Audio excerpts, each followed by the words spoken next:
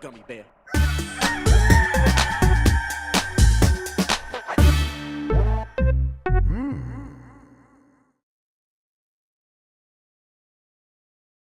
It's the internet. You're busy. Let's do this for June 29th, 2023 for the next hour or so. Let me help you sort through the world of gaming on Game Mess Mornings Live with me, Jeff Grubb. Today, Final Fantasy XVI is off to a strong start, and Sony's games are very expensive to make. But first, please join me in welcoming today's co-host of Game Mess Mornings. It's Jan Ochoa, everybody. Jan, how are you doing? I'm doing great. I'm fueled by technology breaking down, and as always, my partner's tasking me with buying tickets, even though she knows I'm working right now. Well, I mean, listen, what's more important, me or tickets? I think probably those tickets. I secretly don't want to go. Oh, okay. Well, listen, you're just so busy. So if I don't get them, you're so busy. No. Let's see, is it for the Fray? No, this is not the Fray. I'm Fun keep fact, guessing random bands. I videotaped the Fray at a secret concert in San Diego for like a tech conference. Oh. And let me tell you, rich techies, like C-level ones, still love free t-shirts. They love, okay, that's good to know. Hey, they just like me, for real. Yep. That's okay, fair enough. Well, listen, I hope you get the tickets. I hope you don't. And all that stuff. So good luck to you in that endeavor. But yeah, no, how you been? It's been it feels like another week that I can't believe it's already Thursday, Jan. Yeah, I took Monday off, and that messed up my internal clock. Yeah. Yesterday I thought was Thursday. Today I thought was Saturday. So we're here, but it's another week. We did that AEW quick look yesterday, and I hate to say that I'm won over, but good, I guess, right? It is serviceable in a lot of ways and fun in a lot of ways that matter. I had a good time recording that with y'all. That was, I think that's a good sign that like we could have some fun doing that. Yes. And I think you had the perfect recommendation that if you're a wrestling fan and like you see your bros frequently, go buy this, play it together. Play it with the bros. Absolutely. Yes, I think that's a good, like it's going to be a good couch experience because there's a lot of stuff to just poke fun at, but it's not ruining the overall experience. And then there's a lot of fun to be had, especially if you're going to like put your friends in there and things along those lines. Watch that quick look now. It's up on the site, up on YouTube, all that stuff. Feel free to check that out. Let's get into the mess, but before we do, let's explain what we do here. Most weekdays, I, Jeff Grubb, will help piece your gaming life back together. That includes breaking news and maybe even some of our own original reporting. For all these topics, I'll get the input of a bona fide expert who will make me look smart. If you are watching live on Twitch, welcome. You can always listen to the show later on podcast feeds by searching for Game Mess Mornings or find the RSS on giantbomb.com. You can also catch the show later with chapters and timestamps on YouTube. Hello, YouTube. Okay, we have a lot to get into, so let's start the morning mess with Final Fantasy XVI has already shipped 3 million copies. This comes from Ben Leon at Game Reactor. It has almost been a week since Final Fantasy XVI made its debut on PlayStation 5 consoles, and with that in mind, Square Enix has given us a teaser of how well the game has been doing. As noted in a new post on Twitter, it's revealed that Final Fantasy XVI has already shipped 3 million copies around the world. While it's a very impressive amount of games to shift, the game hasn't quite lived up to the success of Final Fantasy XV, which managed to ship 5 million copies at launch, a record that still stands as the best entry in the series. For a game that is currently completely exclusive to PS5 consoles, however, 3 million copies within its first week is still very impressive.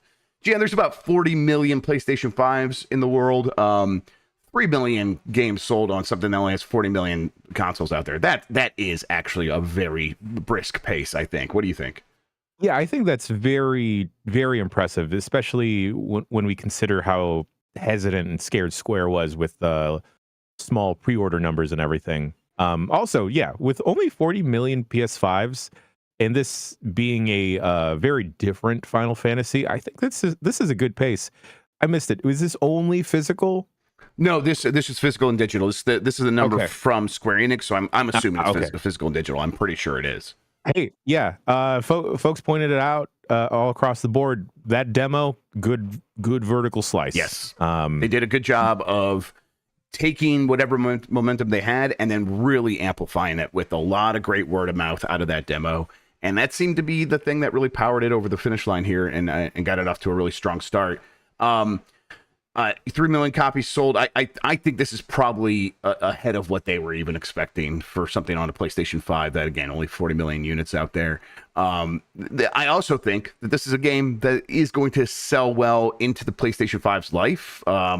It's really well regarded. It's a long-time franchise. People recognize the Final Fantasy name. And as you get a PS5, you are probably picking up Spider-Man, and then there's a strong chance, I think the number 2 there could be Final Fantasy going forward. And I think that's going to continue through as this console continues to sell a ton, especially this holiday. I think this game's going to continue to do very well. Yeah, I'm thinking of the folks that may have bought a PS5 just for a game like Hogwarts Legacy. And then I'm thinking, okay, what other game or franchise will like have that name recognition for someone that is semi-casual into games? And I think it will probably be Spider-Man, Last of Us, and then perhaps Final Fantasy 16. Yeah, that seems very likely. 3 million copies going from there. I think that they'll probably add on to that pretty quickly. So we'll see if they get up to match Final Fantasy 15. That will be tough, just because Final Fantasy 15 it was multi-platform. Right. It was on systems that had a ton more out there overall. And frankly, this game will come to PC and within the next year probably, and then it will probably also get a little bit of a supercharge in sales as well. But for now, 3 million PS5, very, very good. Do you think this informs Square on like a future Final Fantasy outside of like the next Final Fantasy 7 remake chapter, like the next proper Final Fantasy game of like, hey, this worked out fairly well with PlayStation, we're going to stick with you guys again? Yeah, I think so. I think this is I think they build directly from here because it's it reviewed very well. Most of the word of mouth is pretty positive. There's obviously the backlash and the backlash. That's Final Fantasy. That happens every time. I think the Square Enix will probably look at the key metrics of it's selling very fast. It's selling like a first party console exclusive, really, is what it's doing. And so I think a lot of that does go to they struck the right sort of balance of appealing to various audiences with the real-time combat and with the more mature tone, which we can argue about how mature it actually is, but I don't think that doesn't really matter. It presents itself as very mature, and I think that makes it an easier buy-in for a wider audience. I think they will look at a lot of that stuff. I still think they'll put, like for Final Fantasy 17, it'll still be very different, but I think it'll build on the confidence of we tried something different. We tried making Final Fantasy look a little bit different compared to what it's done before, and we can have the confidence to replicate that in slightly different ways, but mostly building on what we did in 16. So yeah, I think so. Is that what you would want? Or do you want them to keep like really changing things up next time? I don't mind them switching up the formula at all. I know that there's like the hesitation of just dropping the Final Fantasy name altogether, but I feel like it still carries a lot of weight. I mean, obviously, I feel like the name Final Fantasy 16 helped carry the game to 3 million. But I wouldn't mind wild swings, I do like the tone that they're going for. I think I'm halfway through the game now. And God, if Tears of the Kingdom did not come out this year, this is easily my number 1 for the year. Yeah, it's been a lot of fun. I'm having a good time with it as well, for sure. Yeah. The crime count, or not crime count, the cry count for me is not as high, but like the single tear, like sure, yes, no, no, just is single tear, and you say the word emotions, and then you just keep playing. Yeah, I get that. And then like I feel like such a mark because every time like there's a very good line delivery, I'm like, man, Ben Starr, you're really good at this. Yes, the whole cast is very good, but I'm very happy with Ben Starr's performance. Yeah, him and Ralph Ineson, I still don't know how to say the last name. Me neither. As Sidolphus, oh my God, it is. It's good work, and it definitely brought me in, and you could tell that they put a lot of time and care into the acting and the performances, and boy, it's good. Yeah. All right. Moving ahead, Red Dead Redemption might be getting a re-release. This comes from George Yang at GameSpot. Rockstar's Red Dead Redemption could be getting a re-release if a new age rating online is any indication. As spotted by Gamatsu, the Game Rating and Administration of Korea published a new rating for Red Dead Redemption on June 15th. The rating is classified with the number CC, NV, a whole bunch of numbers, in which the NV bit refers to console games. This might mean that Rockstar's plans for Red Dead Redemption, such as creating remasters for current consoles. Red Dead Redemption was first released in 2010, PS3, Xbox 360. There was word a little bit ago, Jan, that they were working on a remaster, and then they stopped the work on that. Maybe they restarted it. It's always been weird to me that they wouldn't port this game to modern consoles. The word behind there was, oh, it's a hard game for them to go back to. Spaghetti code is a term thrown around, and I don't know anything about that, but like, that's what's been thrown around before. Okay. So it's like, okay, it's complicated, and they don't want to do all that work. I bet even in that case, the work would be worth it, because I bet a remaster on modern consoles would sell, even with like Red Dead Redemption running very well on backward compatibility on Xbox Series X and S, for example. What do you think? Yeah, I know that a lot of folks that were down on Red Dead Redemption 2 specifically really, really enjoyed Red Dead Redemption 1. Yeah. So any type of remake there would be very much welcome. Maybe that would convince me to dig back into the Cowboys, despite really liking Cowboys. And yeah, I don't know. I see Red Dead Redemption 1 as a lot of people's favorite game of all time. So remastering that for a whole new audience is, of course, valuable. Rockstar, of course, do it. It seems odd that a lot of stuff, when getting the remaster re-release treatment, has missed several targets. But yeah, I don't know. I see Red Dead Redemption, and I get sleepy. Grubb. Yeah, I know what you mean. Red Dead Redemption 2 is especially egregious for that stuff, but Red Dead Redemption 1 is fine for the most part. It's just still not fully my thing, and I like Cowboys too. So, but yeah, I think that this is something a lot of people will be very happy if this does go through. If it's getting a rating at the Korean agency, that usually does mean it's coming out within I can't remember the exact time frame, but like 2 to 6 months in that window. So yeah, probably by the end of this year is we will see this if it's real. I can't imagine why they would rate it if it's not real. Maybe there's some other reason I can't possibly imagine, or just a common sort of a routine matter of like the company being like, oh, like we're gonna get in trouble if we don't do this in a certain country. We're just crossing our T's and dotting our I's. We employ a bunch of lawyers, and they say we should do this, so we're doing it. I can imagine something like that. I think the most likely and simplest explanation here is this is a remaster. It's real, and it's coming before the end of this year, and it'll be on PS5 and Xbox Series X and S, and that makes sense. I'm sure it'll look great. I hope it doesn't take more than like 5 minutes to get off your horse and pick up something. Yeah, well, listen, they just want you to see every frame of animation. They work so hard on it, and that's what matters here, not the fun. I'll stop. We're stopping. We're sorry. All right. Star Wars Eclipse is shooting for a 2026 launch, according to a report. This comes from Evan Campbell at GameSpot. It looks like Star Wars Eclipse is still far away. Yes, this one. A new report about the game from developer Quantic Dream, your favorite, states the studio is currently trying to stay on target for a 2026 launch. I got both those Star Wars references. But Insider Gaming notes that even 2026 might end up being too optimistic. For a long time, I've heard 2027 at the earliest for this game. And that came like I think from like Lucasfilm's side of things. And it's like they are not expecting it for a very long time. So we'll see. But yes, 2026 might end up being too optimistic, with potential for Star Wars Eclipse to arrive later than that. Insider Gaming added that the sources behind this launch window also tipped off NetEase acquiring Quantic Dream months before it became official. So we could probably expect this to be pretty accurate. One major reason highlighted in the report for Star Wars Eclipse's far-off release in the report relates to Quantic Dream's issues hiring on new staff. According to the report, the studio is still facing blowback after allegations surfaced regarding a poor work culture and sexual harassment. In a statement shared with GameSpot, however, Quantic Dream says its Paris and Montreal offices have grown by 50% since 2021, and noted that the Paris Court of Appeals dismissed allegations against the studio in 2021 as well.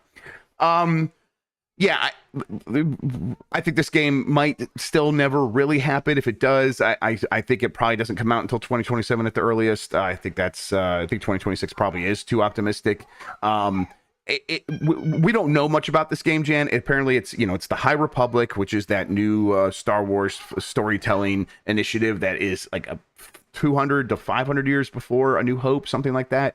And it's and then it's also going to have like Quantum Dream storytelling stuff, yes, but then it's also going to be an action game on top of that. Is that appealing to you? Do you care if it comes out in 2026 or never comes out? I am with you that I think it will never come out. And I feel like part of that is because of the whole Quantic Dreams, let's say, haze surrounding it, but also the weird general fog surrounding Star Wars as well. And I feel like there's some bad luck with Star Wars games. Yeah, I've got EA. EA, exactly. Jedi Survivor's rough launch on PC. Yeah, good point. There's some, I don't want to say stink. There's some we're not having a yub nub here at the Star Wars. No, there's not enough to celebrate the yub nubness of it all. I mean, and we've heard previously, Disney, Lucasfilm, they want to have 2 big Star Wars games per year going forward forever. And we talked to John Drake a little bit, and John's not at Lucasfilm, he's Disney. But it's definitely a similar kind of initiative for what they're doing over between the two. And when we asked, like, what's the big hurdle for like getting that kind of work done and actually getting those deals done, he's just like, there's not a lot of studios out there. It's easy to come up with ideas. Finding the right partners to actually execute on them is so difficult. And there's just not enough out there to make most of these dreams come true. And I think that's why you end up with like Quantic Dream coming with this wild pitch that doesn't sound realistic. No, still getting the green light from at the time, I remember reporting that Quantic Dream was like, hey, and we are going to fund most of this ourselves. And it's like, oh, okay. So Quantic Dream's not like asking it for a ton of money from Lucasfilm to make this big game. Like they're going to fund it independently. Now that's a risk reward for Quantic Dream. I think it's mostly a risk though, because how are they going to be able to raise all this money and prove that they can do this, especially after not being able to hire a ton of people? We'll see. I like a Star Wars gaming universe that is just getting game after game after game, a ton of stuff of varying scale. I think that was one of the great things about like that golden era of Star Wars games in the early 2000s, where you get one game on the Xbox, another on the GameCube, 3 more on the PC, something specific for PlayStation. And it was it's like a lot of them were real bad, but occasionally you got that diamond in the rough, like a Star Wars Bounty Hunter that I really like on GameCube. It's like that is awesome. I love going back to that game still to this day. And I kind of want Star Wars to get back there and act similarly to what like Warhammer and Warhammer 40K get, where it's like, man, there's another Warhammer game already. I love that. I think that's cool. I want Star Wars to be the same way. Do follow the Warhammer formula, because I feel like more often than not, in recent years at least, I've been pleasantly surprised with Warhammer. And then each different Warhammer game I play, which surprisingly is like 3 to 4 in the past 2 years, I just catch myself whispering Space Marine, Space Marine, Space Marine, and then like quoting like a space Bible that I didn't even read, Grubb. And then I'm like, maybe I should buy these little dudes and like start painting these little dudes. Maybe I should listen exclusively to space organ music from a giant flying cathedral spaceship. Pretty fucking good. It's pretty fucking cool, dude. I am super into it. Yeah, I think also part of the thing with the pitch of Quantic Dreams' specific Star Wars game, I don't care a lot about the High Republic era. Yeah, I've read a couple of the books. I care a little bit, but it's hard for me to make that pitch to someone else for a video game coming up. Yeah, I get it. Yeah, like there's books of the High Republic, like you said, but like a lot of other media, it's like, oh, okay, I don't want to dive that deep. And there's comic books too. They keep saying they were going to make a movie based in the High Republic. We will see. We see how many times has a Star Wars movie been announced in the last 5 years?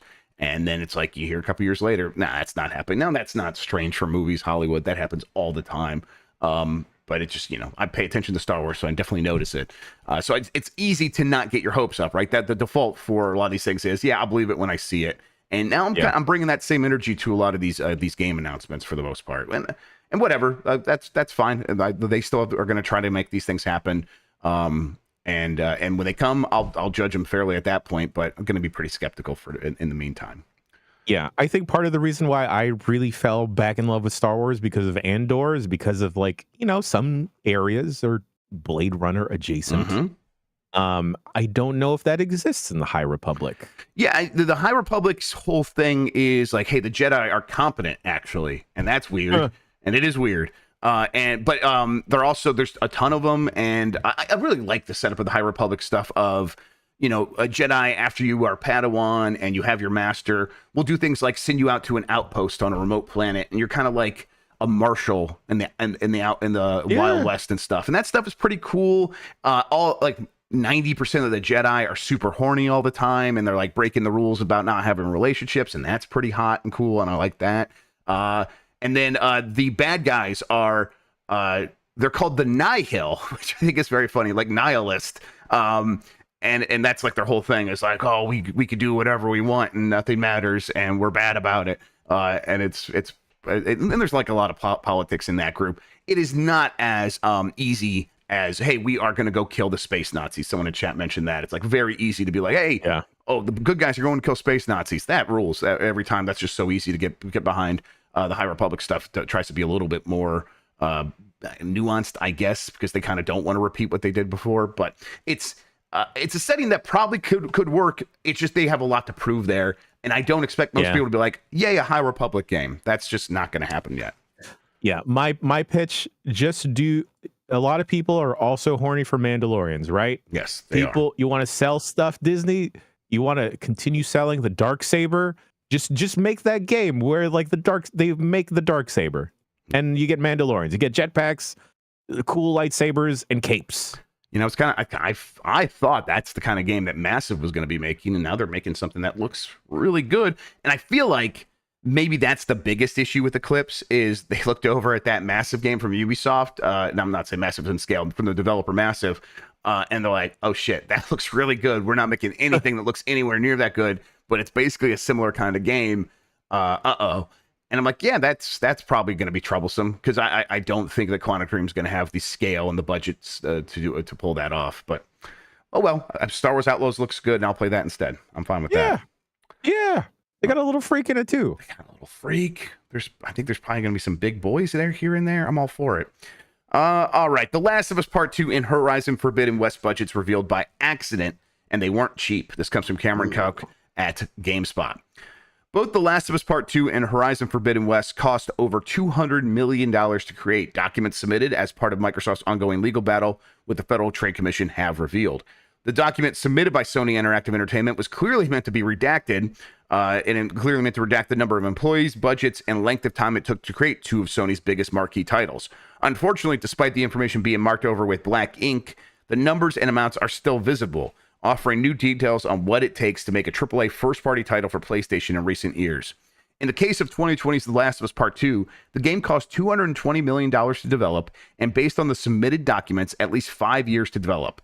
Sony saw a peak headcount of more than 200 full-time employees working on the project. Horizon Forbidden West, meanwhile, which released in 2022, took over 5 years to create as well and cost $212 million to develop, with a peak headcount of over 300 full-time employees working on the sequel. The document goes on to state that in addition to development costs, global marketing costs for AAA games are also large, even for big-name franchises. Those budgets would make Sony's first-party titles equally as expensive or even more expensive than the biggest budget blockbuster films. Jan, this is a huge number. We've known this kind of, but just by looking at them, honestly, you could just do the quick math, right? Sony employs a lot of people in these very expensive cities. These are very talented senior people that have been around for a long time, and they're working on the game for this many years or around this many years. That's just naturally going to be very expensive. We've heard $200 million thrown around, but this is confirming $220 million, more than 5 years for both of these games.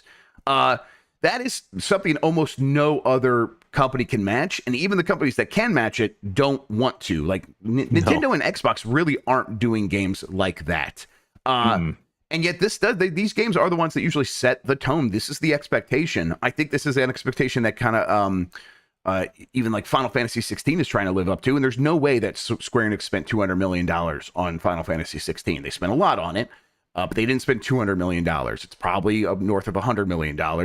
But like they just aren't going to take the risk of a $200 million game, and yet they want their game very much to look like one of Sony's $200 million games, and it's tough to pull off, and they don't always succeed. But this is where like the unsustainability comes into play. I don't think this is unsustainable for Sony. Sony's going to be fine. They've made it work. They have a pipeline of quality and refinement that gets them over the finish line and usually makes these games a big enough success that it works for them. But everyone else sort of chasing what Sony is doing is probably a pretty scary proposition for those companies. What do you think? Yeah, that seems like an insane goalpost to try and reach, depending on the size of your specific studio, because like, hey, money dries up unless you are certain studios like Sony, and then trying to chase and attain that is unsustainable in a way where we wind up with big AAA games that completely miss the mark. And I think the thing for me personally, it's not surprising to see the numbers 200 million, because you sit and watch the credits afterwards and you see how many different names, and it eclipses like the number of people that work on like a big blockbuster movie, right? And I think the thing that is still mysterious to a lot of folks is the world of game development in general. Yeah, you're 100% right. People work on a single game for years. Years of their lives, and that's before even like figuring like the crunch time when it comes to the finish line of launching the game, and then like the period afterwards. Games are stupid expensive, and it definitely shows with Sony.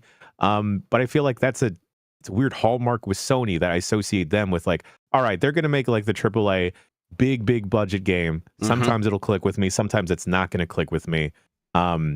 But I think it's because they're trying to go for not to impress the gaming audience that they already have, and to try and sway the folks that they have not gone over to purchase a PS5. But they also want to reach that mass market where it's like, oh shit, this looks like a movie. Oh crap, that looks really cool. I've never seen these colors before. Yep. Is that a robot or a dinosaur? Let me go see.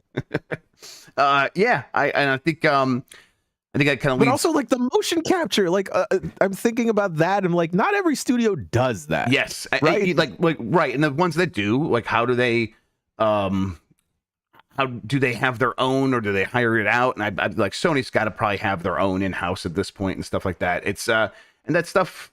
Big investments, but big investments a lot of other companies can't replicate, or if they do, they have to do it on the cheap a lot of times. And that's not to say like Sony should stop this stuff. It's just like I think that, and maybe naturally we are coming to this point where people are like, yes, Sony does those kinds of games. We're happy with that, but we want a bunch of different kinds of games. I think maybe like Starfield, not that that's a cheap game, but it's like it is a game in a different mold of it's a big expensive game, but it doesn't look exactly like a Sony big expensive game. It's a different kind. It's like, oh yeah, there isn't just one way to do these things. And maybe now there are a million things in between. And you look at the success of smaller games on Steam, and clearly people are willing to give a lot of different things an opportunity. But mostly here, it's like, yes, these are big numbers. This is why Sony behaves the way it does, though, because it makes big bets, and a lot of times those bets they pay off. But it knows there's a world in which one of them one day might not, and and in that case, like, what else do they have to prop themselves up? Well, they make a lot of money from Call of Duty, right? They made we got this from the trial, from the FTC trial against Microsoft about the Activision acquisition, $800 million in revenue from Call of Duty in 1 year for PlayStation. It's like that's the numbers that they're talking about, and that's huge. And so it's like, uh, getting people like treating these big games like loss leaders of like a $220 million budget, and then marketing on top of that. It's going to be hard to get your money back from just selling that game. And they do, but not a ton. They don't make a ton of profit on these big games. They make some profit, not a ton, but they make most of their profit from someone bought the PlayStation for these games, and then they went and played Call of Duty or Fortnite with their friends and spent a lot more money, or they had that network effect where they didn't spend money, but they brought their friend in who did. And that's how this whole thing works for Sony, and it makes a lot of sense for them. But I can kind of see when I look at those numbers why companies, even ones as rich as Xbox, don't chase that, because one bad game at $220 million kind of ruins a lot of other stuff. Yeah. Grubb, do you know if they ever put out the numbers for how much Ratchet and Clank Rift Apart cost? No. You got to imagine Insomniac's got to be a little bit less expensive, right? Because they're so efficient and quick with their games. And it's really, that's what costs money, is time. Because you're paying humans over years, and that stuff adds up. Every day you delay a game is, $35,000 or something like that.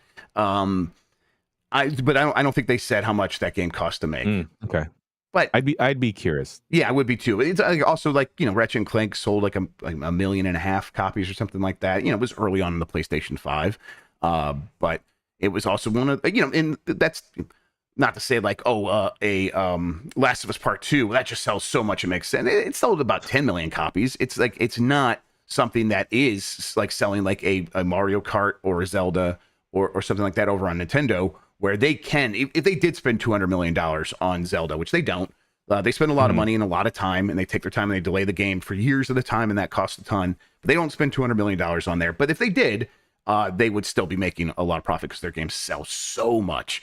But yes, Sony still is like, it is making sense for them with that network effect.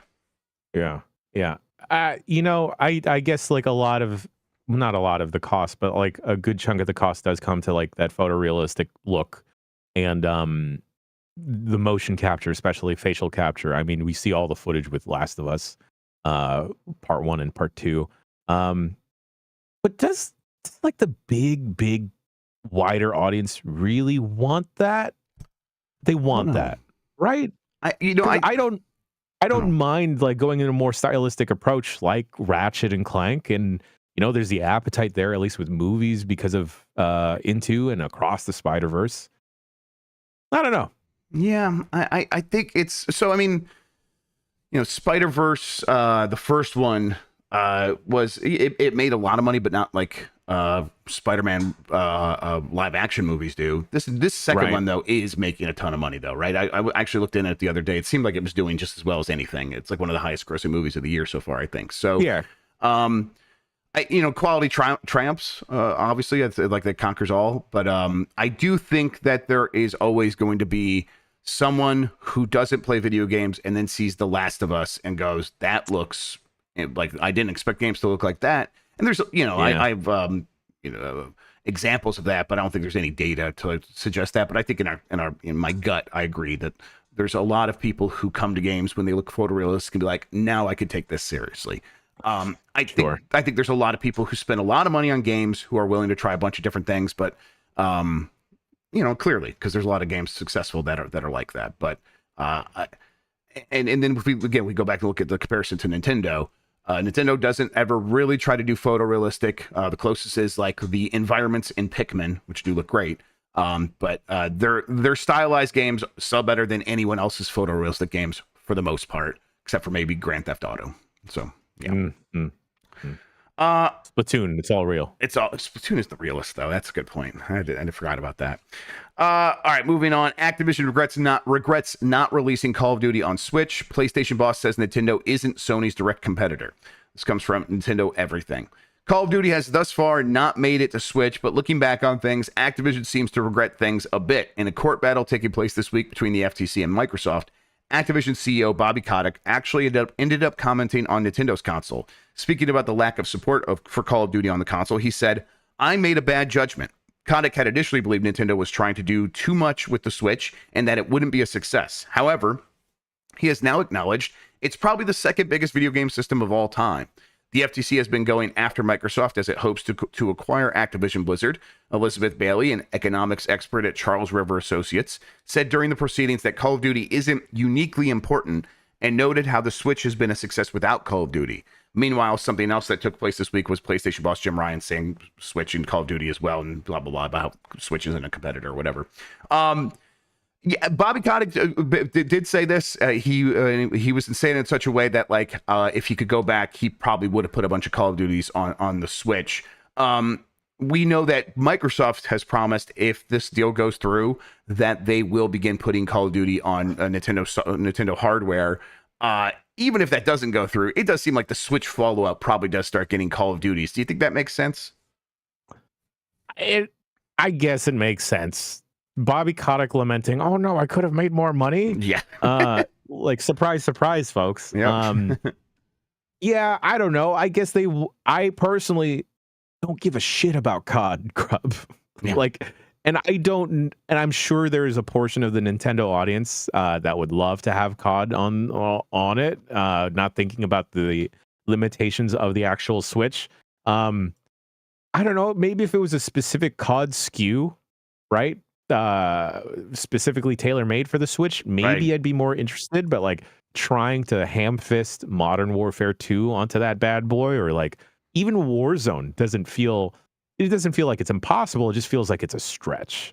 But of course they're going to want to do that for a Switch follow-up. Of course they're going to try and like line that shit up and sell as many COD skins on a Switch 2.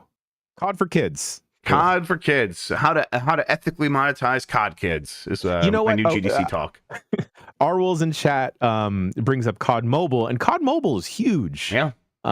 So hey, there is that appetite, I guess, for a quicker, fast-paced COD experience. So maybe they don't put the mainline Call of Duty games. Maybe they put a version of the mobile games onto the Switch. And I think that would be fine. I know that Microsoft says no, we're going to put the real Call of Duty on there, but that's in this situation talking about what Kotick and the current Activision would do.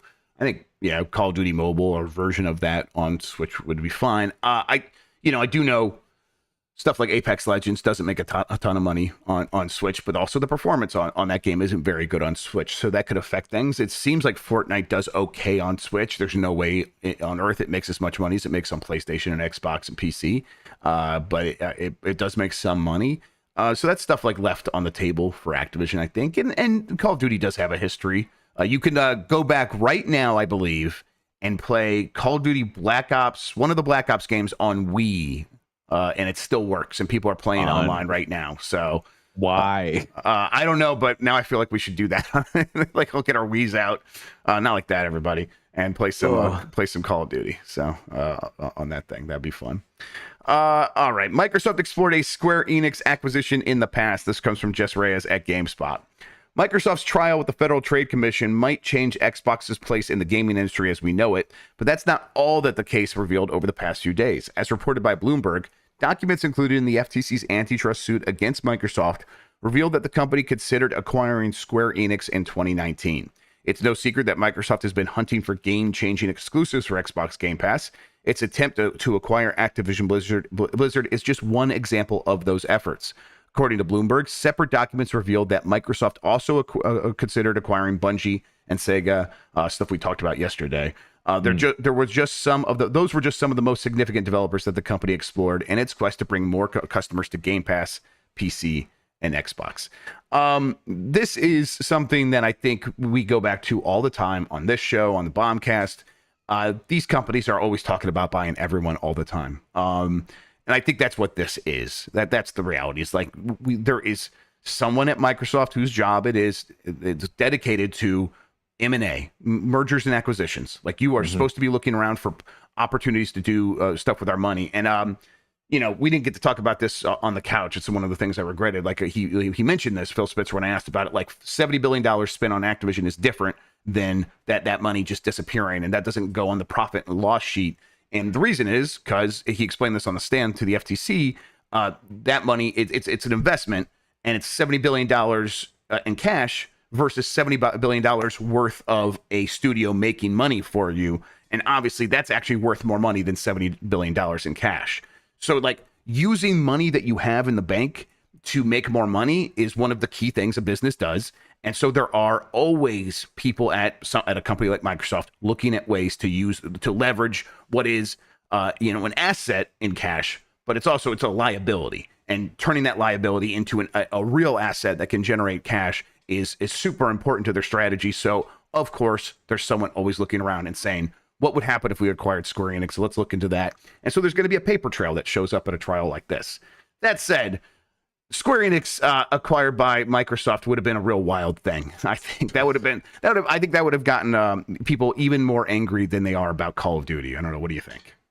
Yeah, I definitely feel like the audience with any Final Fantasy game we got going on right now would be infuriated for some odd reason. Yeah, I don't know. I feel like the folks that really are only looking forward to Final Fantasy VII Remake 1 and 2 would get real up in arms for some reason. I don't know why.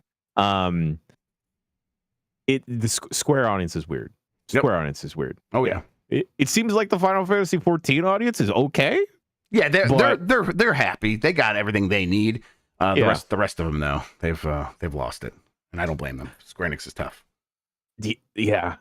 God, I don't know. It just in my head it doesn't fit, even though it not fitting doesn't make sense. Yeah, it's I think that whenever like a Japanese RPG game ends up on like Game Pass, they tend to do pretty well. I think like there's a global appeal to these games. Obviously, we keep talking about that as well. Whenever we're like talking about Final Fantasy 16 or even Square Enix looking to take Dragon Quest and make it more globally appealing, something that they're trying to do with 12.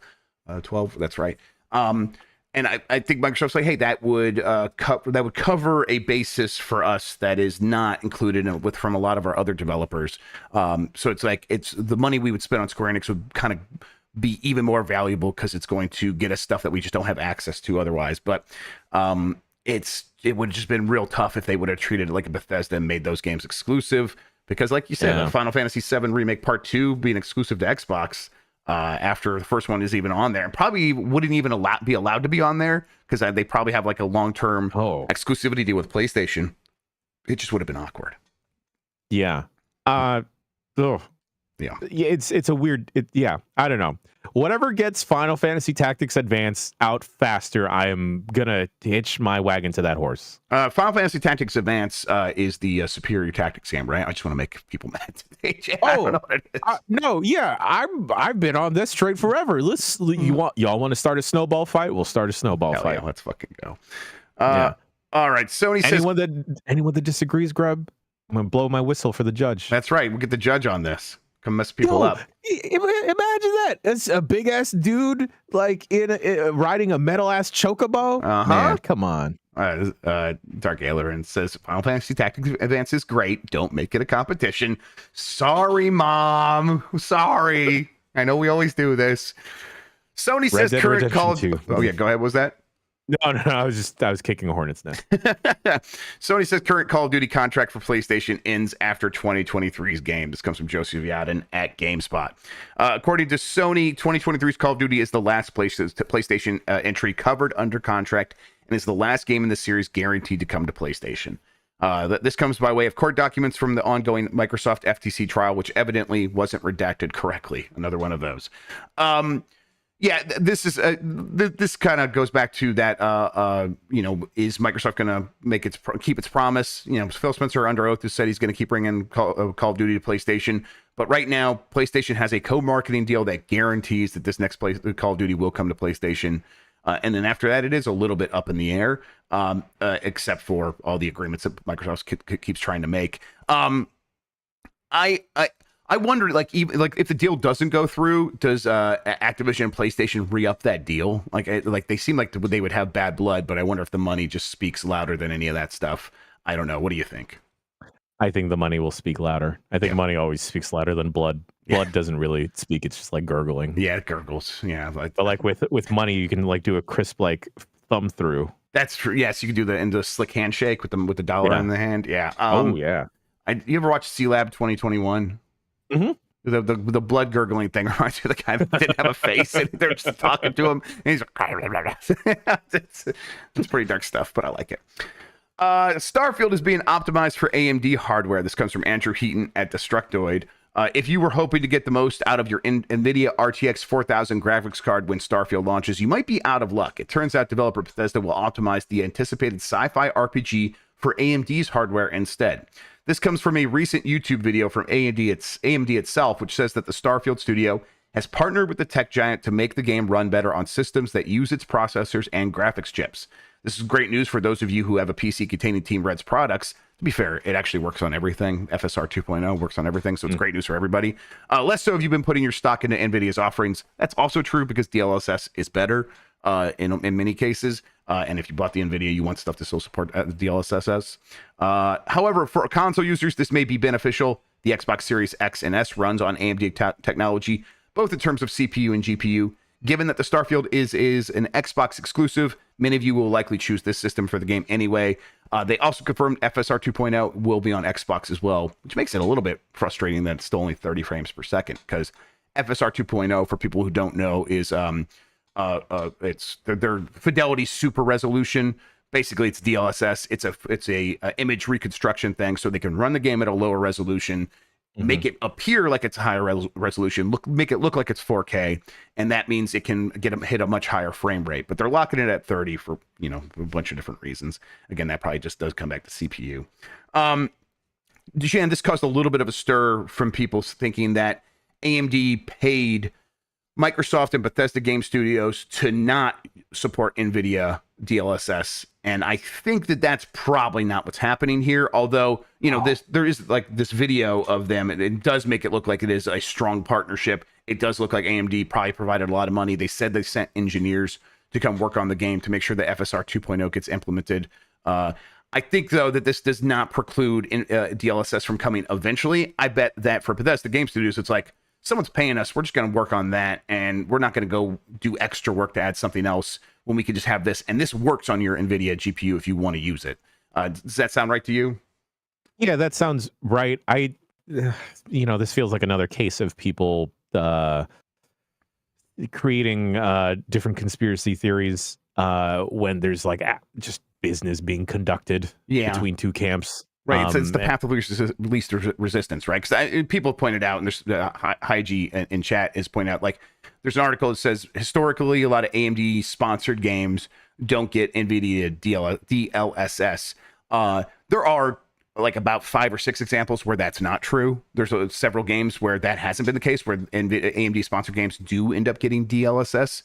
I think there's a bunch of factors there, right? Because if someone's giving you money and to like be a sponsor, and you are to implement your technology, and they're sending engineers, for one, you're going to just take that help and you're going to do that, and you might not want to do the extra work. But also, it's like, should we even do DLSS? We have that relationship with this company. Is that like weird?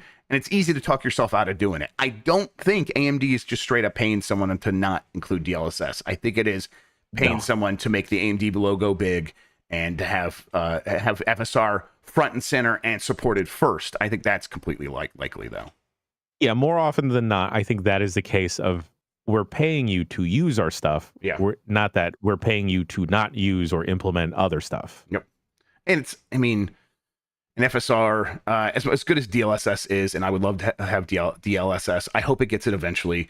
Frankly, if a game does have FSR, the community is very good at modding in DLSS support, so I will probably end up doing that as long as it works properly. But FSR is probably the right choice for this game because, again, it's on Xbox as well, and that can use FSR 2.0, and that's the right move because that thing is FSR supported on more devices. DayZ 2 DayZ 2 seemingly revealed during Microsoft court hearing. This comes from Joseph Yadin at GameSpot. DayZ 2 has seemingly been revealed via court document as part of the ongoing trial between Microsoft and the United States Federal Trade Commission. As shown on a court document, developer Bohemia Interactive is currently working on numerous projects, including Arma Reforger, Arma 4, and DayZ 2. Bohemia Interactive has yet to officially reveal DayZ 2, but GameSpot has reached out for comment. The company did tell IGN that it cannot offer too many details at the moment in regards to a potential DayZ 2. I love DayZ, Jan. It's kind of game where it's all about going in there and telling your own stories about what happened to you when you came across another human after the first time in several hours, and you just finally got a weapon, and you're like feeling bold about yourself, and you're like, I'll take them on, and then you have to find out that they had like 5 friends, and they all are completely equipped in military gear, and you're screwed. I would play a DayZ 2. I hope this happens. That actually sounds fantastic. You ever dabble in DayZ? I watched a lot of streams or videos of the original DayZ, and it just seemed something that my anxiety would not enjoy actually living through.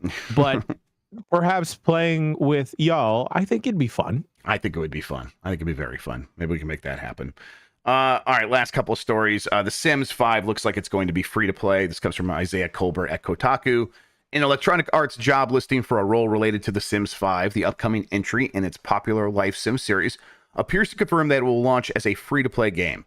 As noted by Sims Community, according to the application listing for Head of Monetization and Marketplace Project Renee, when Project Renee being Sims 5, the person who fills this role will be in charge of the game's free-to-play monetization practices.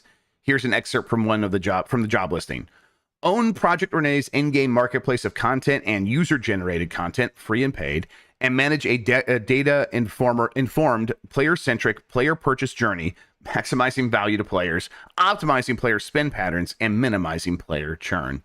Boy, that sounds like a riot. This is, I don't think that's too surprising. It's Sims 4 eventually got like went free to play. It's like free, the base version, and then you still have to buy all the add-ons and stuff. Building Sims 5 for the ground up for a marketplace, one with community created stuff, makes a ton of sense in 2023, right? Oh yeah. God, I'm just thinking of the way that they can milk that Sims audience. Yes. And there's so many ways. So many ways they can nickel and dime these Sims freaks. Yep. And I say freaks lovingly. Oh, of course, they know what they are. They get it. You're right though. It's Minecraft, Roblox, like those are platforms for user created stuff that and those user created platform marketplaces do very well. I think Sims could be, if just Sims had the equivalent of an Etsy or a Pinterest, where it's like, here's my thing that I made. Now here's a button to click to go get it. And you got to spend a couple of Sims bucks on it. And that Sims bucks is worth real money value, real human dollars. It's you could just see the slippery slope there being very slippery and getting people into that very quickly. And also, I think it probably does benefit the game in the long run, because people are going to be like, hey, we want this and this and this. And the development team's like, yeah, we'll get to that in like 4 years after our roadmap. And empowering the communities to sort of do more with the game. And not just like from a mod point of view, but from like you are part of the economic system of this game. I like that. I do like that. I think a lot of people say mods should always be free. I think mods should always get paid. I mean, maybe not always. I like getting my mods for free as much as anyone else. But if someone wants to make money for the work they do to make games better, hey, well, hell yeah, let's go. Yes, I have tossed $5 to $10 to several Minecraft mods and skins and stuff in the past. Minto says yes, pay your mods. Shit. Get back in your mod hole, Minto.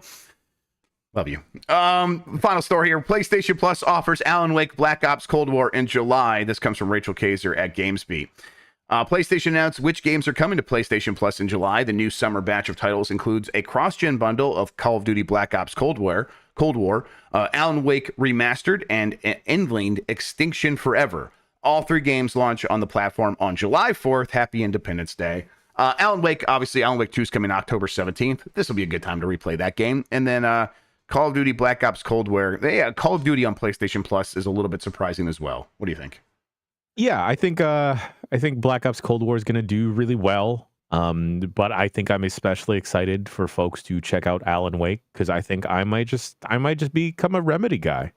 I think I want to become a Remedy guy. I'm with you. I really did not enjoy Quantum Break. I know there's people who do. And I'm not saying that game's bad. It's not for me mostly. And there are some parts I think are bad, but it's mostly not for me. I really enjoyed Control, and now I'm like, I should go back and actually play some of those Max Payne games, which I've never done, and I know is a glaring hole in my gaming history.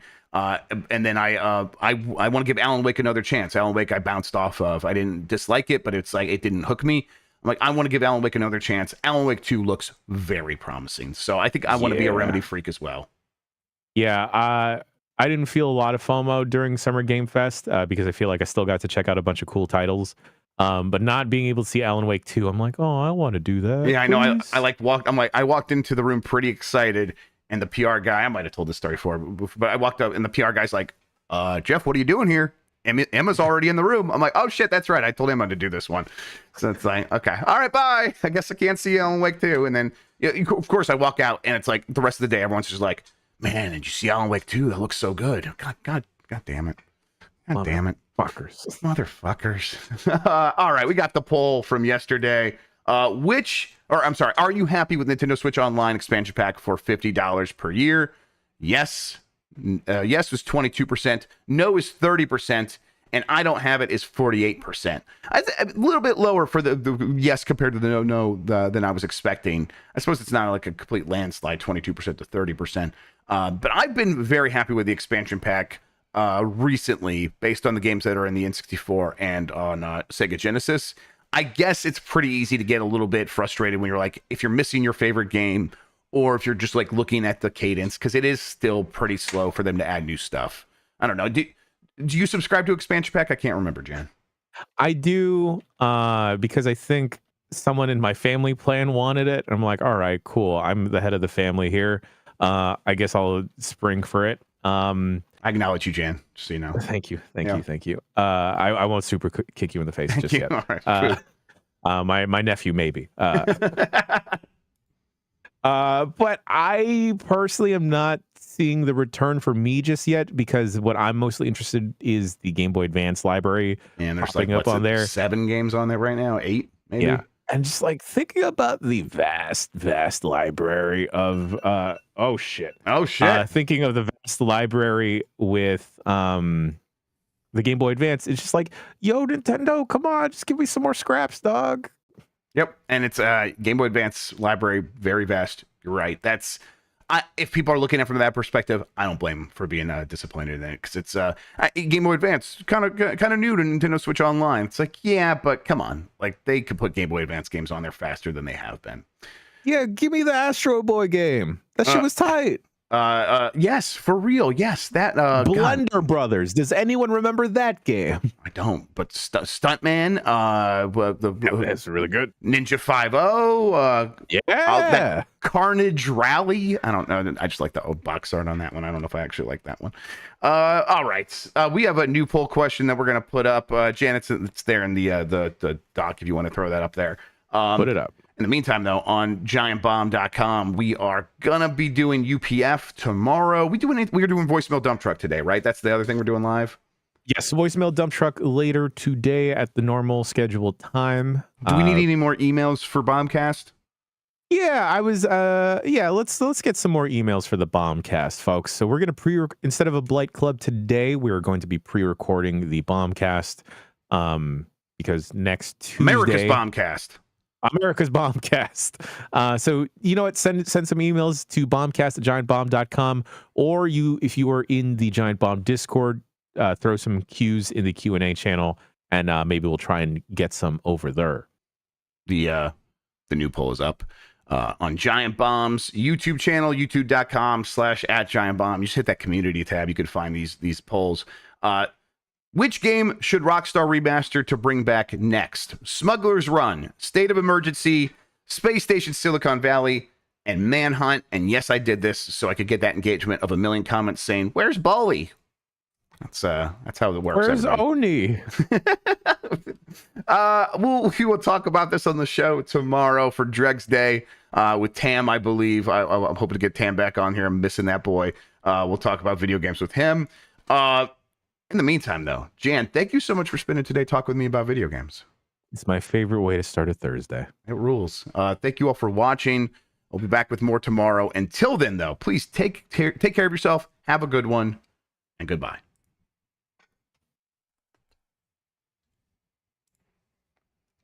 All right. We did.